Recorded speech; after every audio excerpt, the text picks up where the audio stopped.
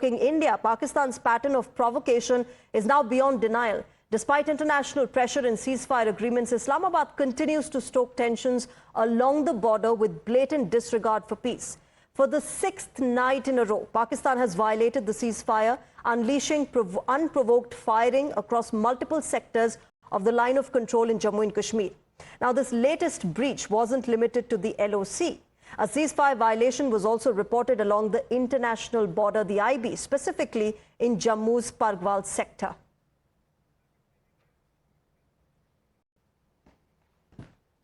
So let's tell you, viewers, how Pakistan has been provoking in Jammu and Kashmir. Remember, these unprovoked ceasefire violations that have been happening on the part of Pakistan. Let's quickly take you through how multiple locations have witnessed unprovoked ceasefire violation by Pakistan. The Neelam Valley, Lipa Valley, Baramulla, Uri, Naushera, Sundarbani sectors, all of them seeing unprovoked ceasefire violations by Pakistan. Not just those locations, viewers.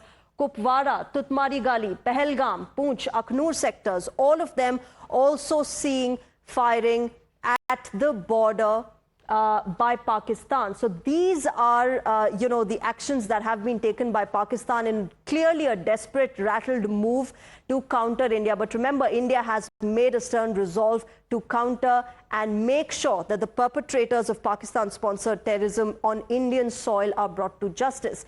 This desperate move by Pakistan just reeks of panic, viewers. The sudden escalation isn't random. It's a calculated attempt to shift terrorists from their launch pads to safer hideouts. The unprovoked firing is being used as a cover, creating a distraction so that terror operatives could be moved deeper into Pakistani territory or closer to infiltration routes.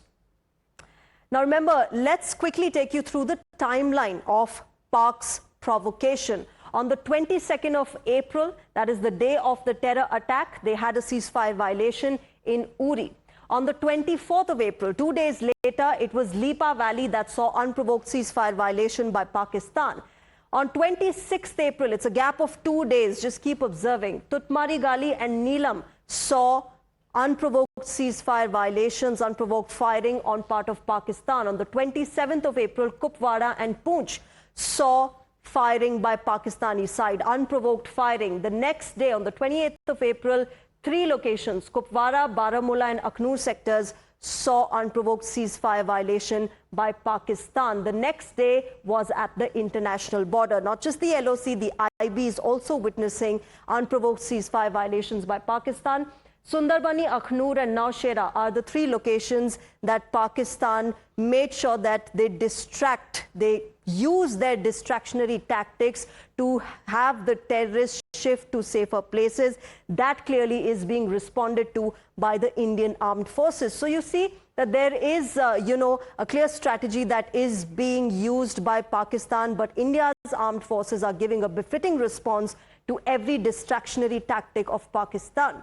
Now remember, this is the breaking news that is coming in at the moment. We have an image for you. This is a satellite image that shows Indus Water Treaty abeyance at work. The Chenab River near Sialkot is now running dry. This is the impact of India's strike against Pakistan. The Indus Water Treaty abeyance is at work. Now Chenab River near Sialkot is running dry. Those are the satellite images that have come in at the moment. This is the kind of impact that we will see once India responds one after the other against Pakistan-sponsored terrorism. This was one of the first actions that India took against Pakistan, the Indus Water Treaty abeyance. And now those are the satellite images coming in of how Chenab River is running dry. My colleague Yawar is joining us for more on this. Yawar, what more do you have?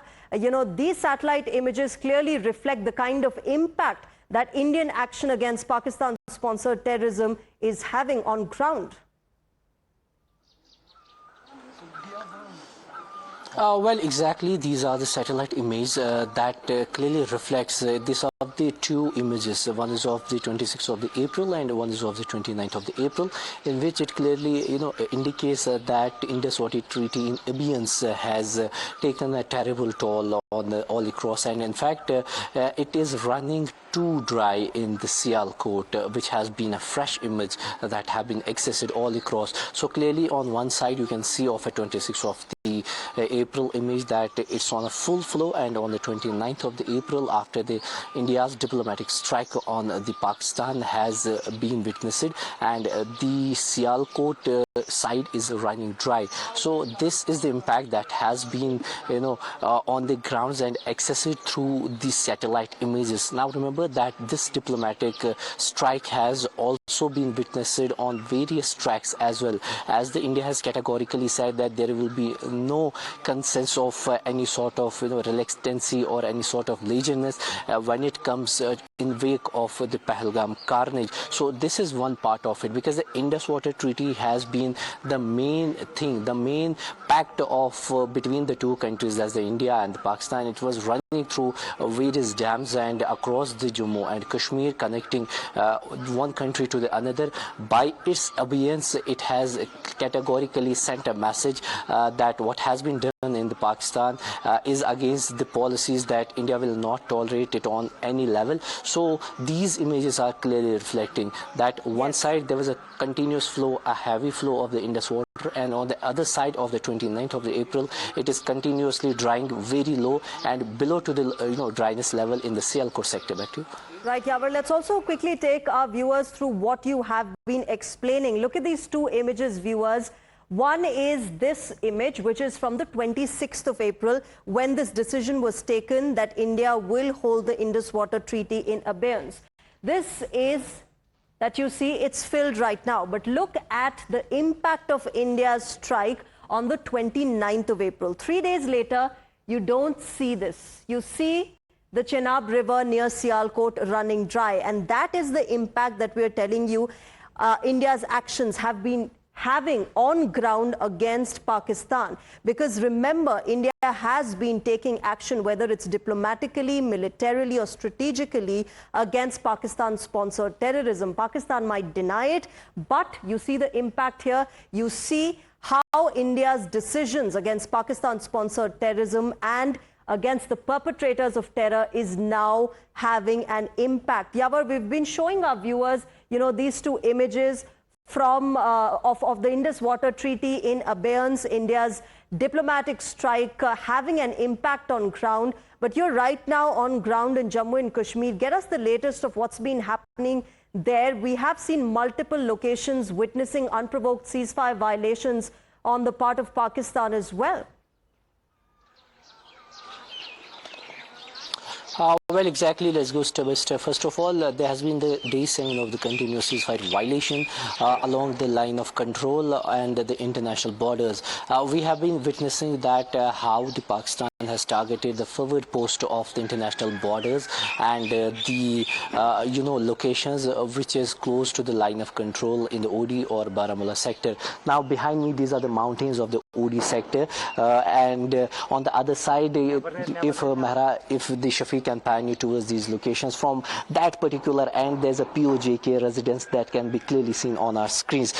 So this entire area has witnessed in the past, be it the 2021 or 2019, a number of attempts of the infiltration, because from other side of the mountains there's a various sectors, which is the Kamalkot or the Hajipir sector, which has been continuously witnessing the infiltration attempts and also the ceasefire violations, because in the continuous past, so as you show us those locations, Indian armed forces, viewers, remember, are giving a befitting response to all of these locations that Yawar was showing us, which are witnessing